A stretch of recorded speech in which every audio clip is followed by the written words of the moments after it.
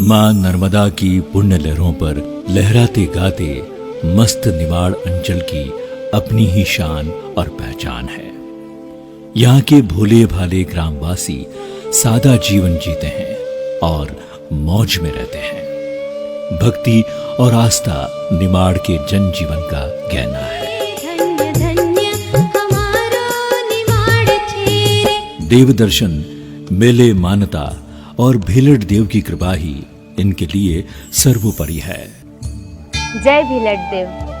आज हम जो हमारे निमाड़ के राजा भीलट देव की महिमा का गान करने जा रहे हैं, वह इस अंचल वासियों की श्रद्धा का मान बिंदु है। पूज्य भीलट देव के प्रति जन जन की आस्था देखते ही बनती है।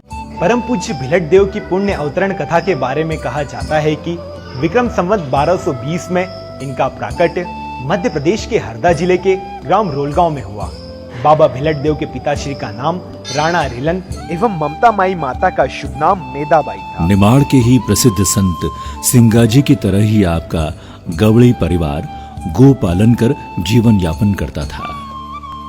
शैशव काल से ही आपकी धर्म और जन सेवा में गहरी आस्था रही। आपका परिवार सुखी समृद्ध होते हुए भी संतान के न होने से सूना सूना था। आपके माता पिता सच्चे शिव भक्त थे।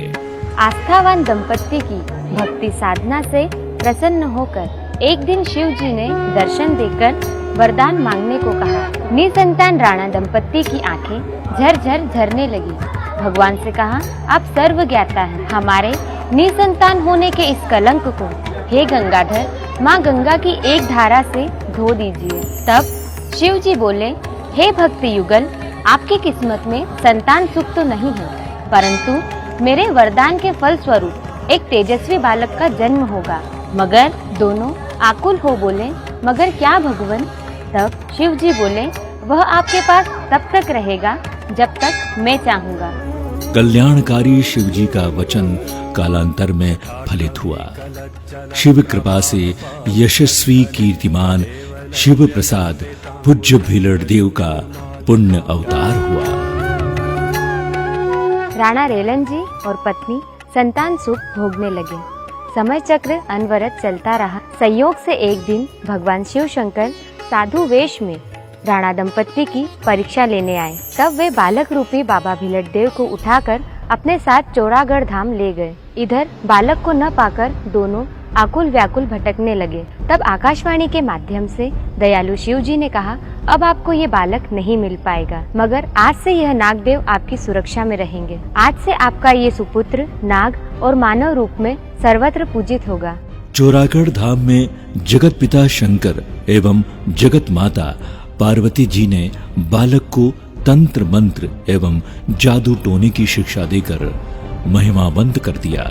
कहा जाता है कि पूज्य भीलट देव जी का जन्म ही समाज विरोधी तांत्रिक शक्तियों के विनाश के लिए हुआ था।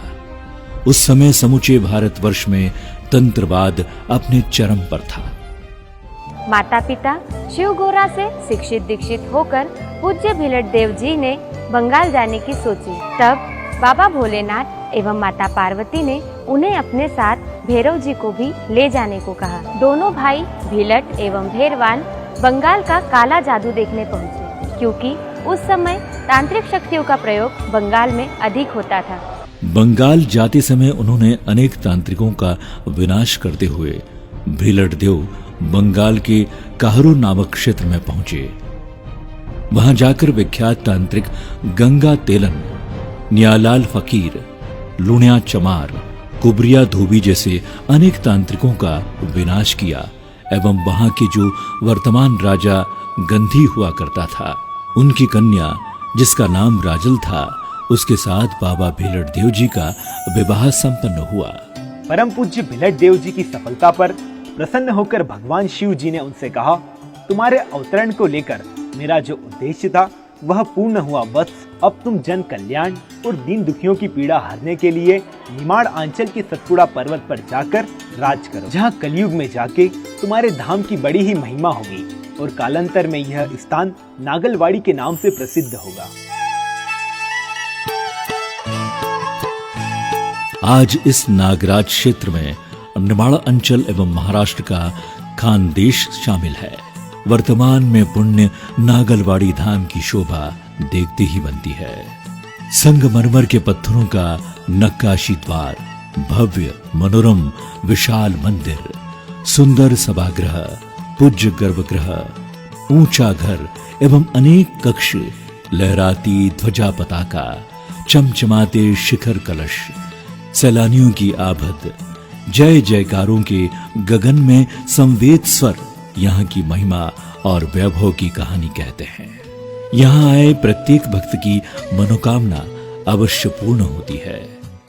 ऊंची चढ़ाई चढ़ते हुए मंदिर पहुंचने का रास्ता यद्यपि सावधानी रखने की चेतावनी देता है, तथापि मन भावन यहाँ की चन्नाच्छादित प्रकृति छटा दर्शनार्थियों को मंत्र मुग्ध कर देती है। नांगलवाड़ी मसाज कसो साजी रयो रे बाबा, भेलट को नाव जगमगाजी रयो रे। बाबा जी के पावन दरबार में जीव बलि की मन्नत मांगना सख्त मनाही है। नागलवाड़ी की धरा का कण कण पूज्य भिलट बाबा की महिमा का नित्य नई कहानी कहता है। श्रावण मास की रिमझिम बेला में यहाँ नाग पंचमी के पावन पर्व पर मेले का आयोजन होता है। हजारों भक्तों की टोलियां गाती गुनगुनाती लंबी राहों में दूर दूर तक नजर आती है। बाबा भेलट को नाव जगमगाजी रयो रे, बाबा भेलट को नाव जगमगाजी रयो रे। एक दिवसीय वैशाख मेला भी यहाँ भरता है। विभिन्न सांस्कृतिक आयोजनों के साथ मंदिर की मन भावन साज सज्जा मन को लुभाती है। पर्वों पर होने वाले विशाल भंडारों में हजारों भक्त बड़ी श्रद्धा से प्रसादी ग्रहण करते हैं। दूर दूर से आने वाले भक्त बाबा की एक झलक को दीर्घ अवधि तक कतार में लगे रहते हैं।